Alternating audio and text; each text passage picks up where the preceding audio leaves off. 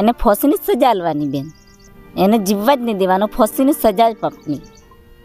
મારી દીકરી મરી ગઈ એવી એને ફાંસીની સજા આપવાની એટલે આપવાની.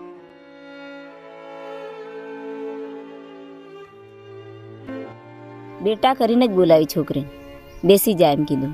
અમને જોઈને અમે હાથ બી નથી કર્યો, ગાડી ઊભી રાખી દીધી.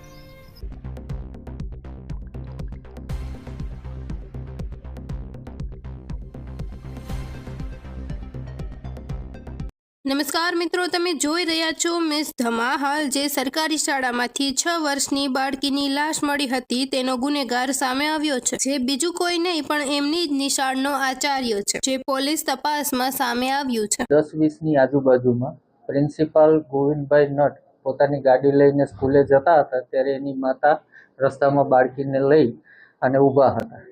એમણે આ પ્રિન્સિપાલની ગાડી રોકાવી અને એમની ગાડીમાં આ દીકરીને બેસાડી દીધેલી.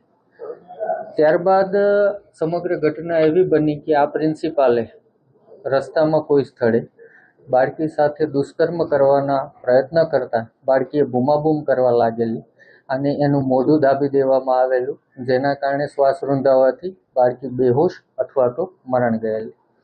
ત્યારબાદ આ પ્રિન્સિપાલ પોતાની ગાડી, જે સંપૂર્ણપણે કાળા કાચવાળી ગાડી રાખે છે, આ પ્રિન્સિપાલે પોતાની ગાડી શાળામાં જઈ નિયત જગ્યાએ પાર્ક કરી લોક કરી દીધેલી.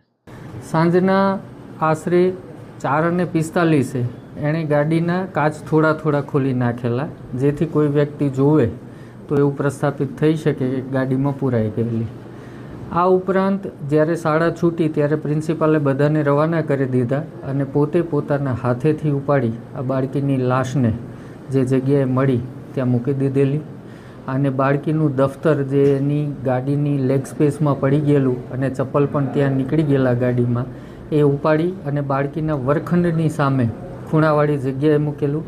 જે અમારી પૂછપરછમાં બાળકોએ સ્પષ્ટપણે જણાવ્યું હતું કે આખા દિવસ દરમિયાન આ દફતર અહીંયા નહોતું. આ તમામ હકીકતો ધ્યાનમાં આવતા તમામ શિક્ષકોને અત્રે લીમખેડા પોલીસ સ્ટેશને સઘન અને સતત પૂછપરછ કરેલી અને તમામ ટેકનિકલ ડેટાનું એનાલિસિસ કરતાં પ્રિન્સિપાલ કબૂલાત કરેલી અને ભાંગી પડેલા. અને એણે જે પહેલાં સ્ટોરી કરતા હતા કે મને ખ્યાલ નથી, મેં ઉતારી દીધી હતી, એ જ પ્રકારની વાત કરતા હતા. એ તમામ બાબતોમાં સત્ય સામે આવ્યું અને આ સંપૂર્ણ કૃત્ય પ્રિન્સિપાલ દ્વારા કરવામાં આવેલું હતું અને તેમના દ્વારા આ રીતે આ દીકરીની જે લાશ છે એનો નિકાલ કરવામાં આવેલો હતો.